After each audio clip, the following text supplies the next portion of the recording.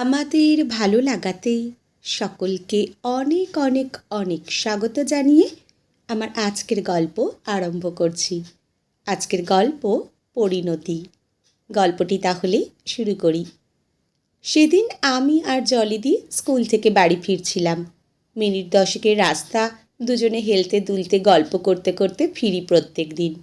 সেদিনও নিজেরা নিজেদের মধ্যে গল্প করতে করতে হাঁটছিলাম। হঠাৎ একটা বাড়ির সামনে খুব জোরে জোরে চিৎকার করে বলতে শুনলাম, তোমাকে বারান্দায় বসতে বারণ করেছি তো, কেন বসেছো বারান্দায়? বাইরে কি এত দেখার আছে শুনি? এত কৌতূহল কিসের? কে তোমার মতো এরকমভাবে বারান্দায় বসে থাকে? লোকে কত কিছু বলে জানো?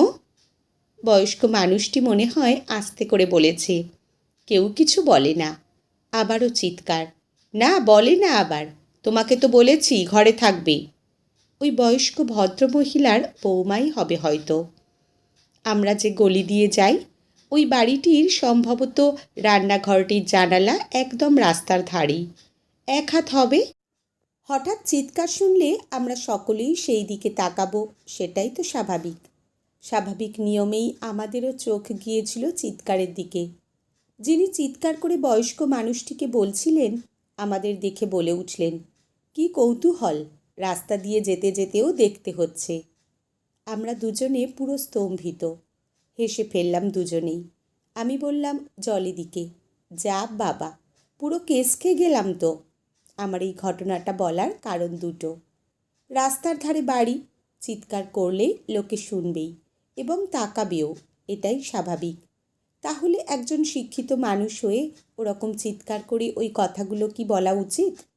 যদি আপনি চিৎকার করে বলতে পারেন, আমরা পথ চলা মানুষ তাকাতেই পারি, সকলেই তাকাবে। একটা মানুষ সারাদিন ঘরের মধ্যে কিভাবে থাকতে পারে? ওনার বয়স হয়েছে, গায়ের পোশাকও ঠিক রাখতে পারেন না হয়তো। নিজের বাড়িতে একটু বারান্দায় বসে খুব কি অপরাধ করে ফেলেছেন?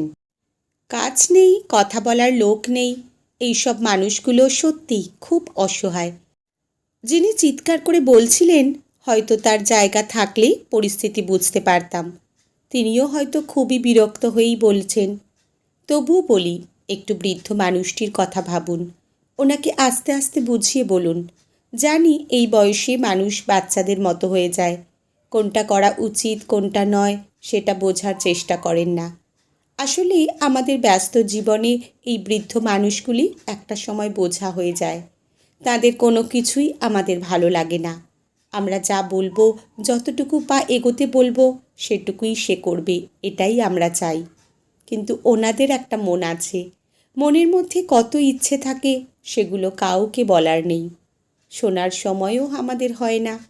ওনারা বললে আমরা বিরক্ত হই, ফালতু কথা ভেবে কাছে বসা বা কথা বলাই ছেড়ে দিই প্রয়োজনটুকু ছাড়া। একাকিত্ব গ্রাস করে এই সব মানুষগুলোকে। মাঝে মাঝে মনে হয়, তাহলে কি বয়স্ক মানুষগুলোর জন্যই বৃদ্ধাশ্রমই ঠিক? বিশেষ করে যেসব পরিবারের সকলে কর্মরত। কি জানি, আমাদেরও এই সময় আসবে, কি পরিণতি হবে কে জানে।